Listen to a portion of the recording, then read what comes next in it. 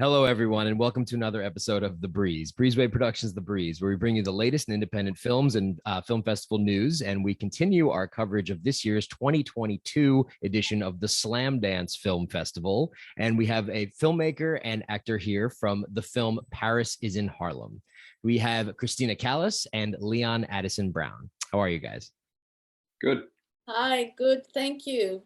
Right Thank you on. for having us. Well, thanks for coming on the show, and tell us a little bit about Is In Harlem. Okay, so I'll just try to make it as short as possible, and I think more will come out as we talk. It's basically the story of a day in Harlem, New York, when it's the eve of the day when the so-called no dancing law, cabaret law, was repealed. And it's basically a multi-protagonist film, and all those characters, all those different storylines come together in that one bar in Harlem. And there's, several other things that are happening. Among them is a potential shooting that may or may not have happened.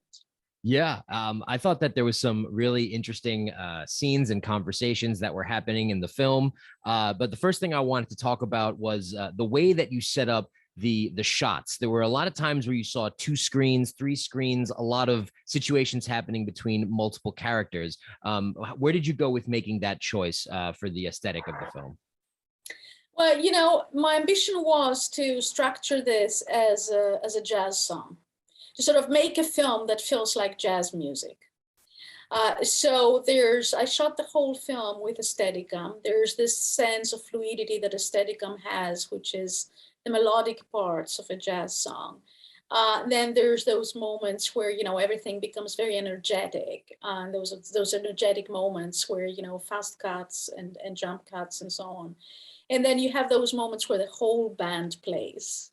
And that's the split screen compositions, till one of them takes the melody and continues. That's when the split screen composition, goes on into another story. Yeah. So that's the background of that choice. I thought it was great. I was able to look at different sequences that were happening all across, I guess, the area with all of the characters that were involved. And I'll bring it over to you, Leon, about one of the scenes that happened later on in the film where you're confronting another man outside of your bar. There's a scuffle back and forth, and that there's a lot of riff and conversation. Do you want to talk a little bit more about how that scene was for you when you were talking about the subject matter of the argument and kind of how it affected both of you? Yeah, it's one of those things that not always, but occasionally happens in New York, where you're being confronted with a side of the world or society that you come into conflict with for one reason or another. You may be actually on the same page, but you don't see life that way because life has dealt him a different set of cards. It is as complex as the city is itself. We are not, as I was saying to Christina earlier, we're not allowed in the city to just sort of run and hide away from our fears or our conflicts. We in New York City, you have to deal with them. You have to. They will confront you. They will find you. And so, in that sense, Sam is trying to reach him in a way that allows his customers to be at peace, his business to thrive and continue, and also try to give this gentleman a way out. A way out other than incarceration or having to meet with the local constabulary. Yeah, it is complex. Yeah, it's complex. It's not an easy answer to it, And it's also that Sam, that the character is also has other things to deal with at the same time, that the people outside do not know what is happening inside. We do, because we're allowed inside and outside, but there's so many pressures, like what's happening with your wife, destiny with the children, this whole fight. And later on we find out about the cabaret law. So all those pressures kind of have to do with our emotional response to situations. It's funny, Alex, because you said before what was the inspiration. Actually, this scene this moment was the inspiration. And it's just, it so happens that I will say this is the third film in a trilogy of films that I call the New York trilogy, or Love Letters to New York trilogy. Okay. I'm in love with this city. I think this is something there's something amazing about how we, it's so inspiring. It's just, I keep saying, I mean, now it's a little bit different because of the pandemic, but I kept saying every time I go on the subway, I come out with another film. It's just like there's so many things happening on the streets, on the subway. It's so much, it's humanity, crowded humanity. We're all on, together, and there's so many extreme situations happening the whole time, and very inspiring ones as well.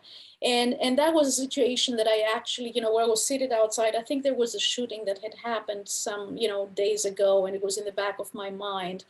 And there was someone who sort of came and started, addressing everybody. And we were sitting outside. It was a warm day. We're sitting outside and drinking wine and whatever, and, privileged situation. And this mixture, and then, this mixture of shame that you have at that moment, because you're in a different situation than this person, but at the same time, that, you want to to continue the conversation you've been having. I mean, there's so many things that are happening in such a situation where people meet up on each other. There's so many layers.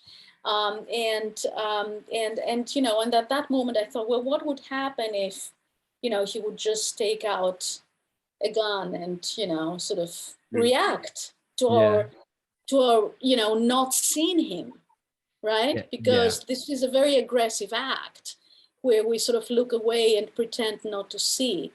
And that's how it started, in my head. You touch on a lot of very political hot topic questions within the film, a lot of subjects, including racism, reverse racism, police enforcement, the whole segment of the man in front of the class talking about statistics and how the professor was flawed. And I think that you really had a good encompassing idea of how New Yorkers talk and then deal with real world situations all across the board, male, female, professor, or homeless, or bar owner, or whatnot. Everybody is just sort of living together in the city. And there was a segment that I thought that nothing was more New York than playing a saxophone on the subway back and forth in the opening sequence when they were vibing, just playing music together. And I thought that was really cool. You really captured the essence of the city and a lot of the conversations that can happen among everyday people. So I did very much enjoy the film. A fun question before I wrap up about there was a gentleman that was playing a saxophone outside of an institution, and then a young man comes up who's wearing a mask and then has another instrument with him. Was that staged, or did that just happen? No. I mean, the young man that comes up, first of all, the gentleman who's playing in front of the CUNY gates, of the City College gates, is Antoine Roney. Who is, one of the legends, jazz legends, and he happens to be the brother of Wallace Roney, who, like the inspiration for Sam's part, died as, one of the jazz community had a lot of victims in the first wave of COVID in New York, and the person who comes to him is the same musician that plays on the subway. That's Tomoki Sanders. He happens to be the son of probably the most legendary alive jazz musician at the moment, Pharoah Sanders. They are Tomoki Sanders, and Tomoki Sanders are the son of Pharoah Sanders, who is, he started with John Coltrane and is considered by jazz fans as the most legendary jazz musician alive today. They are half Japanese, and this means that they came to the filming with the mask. That's part of how they, that was an accessory that they had, and when editing and this whole thing started and mask became, an accessory for all of us, it was just, I kept saying, the editor and I kept talking about how people are gonna think we actually shot this once the pandemic started, but no, that was before. It was like looking into the future. The future had already happened. The same thing, Alex. There's a little scene in the subway where there's a woman, and that was in the script. I mean, it's a woman who sneezes and coughs and says, "It's not germs, it's asthma. You can't catch it." Yeah. That was in the script. I wrote it in the summer of 2019. Wow, that's true. You got a crystal ball over there, as if you saw things coming on the horizon. Wild. Or Vonnegut was right, and the future has already happened. Yeah. I just thought that it was a wonderful film overall. It was an enjoyable 2-hour experience, especially in New York, the greatest city in the world, talking about all different types of serious matters, and with a wonderful cast. Everyone did a really good job doing the roles that they were cast in. And I want to thank you for stopping by, and congratulations again on the Slamdance Film Festival. In closing, is there anything you'd like to say to the Slamdance Film Festival organization for the acceptance this year? Leon.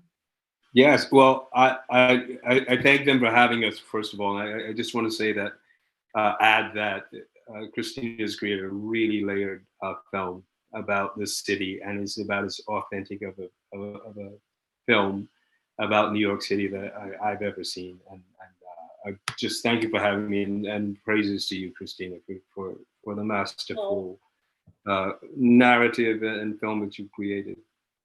Wonderful. Yeah, well, you had the tall order, and you did that masterfully. So thank you. And Alex, thank you so much, and for having us here. And of course, Slamdance rules. Yes. Awesome. Well, thank you so much. So be sure to check out Paris Is in Harlem, a Slamdance breakout world premiere. And again, thank you for speaking with me, Christina Kallas and Leon Addison Brown. Until next time, I'll see you later. Bye.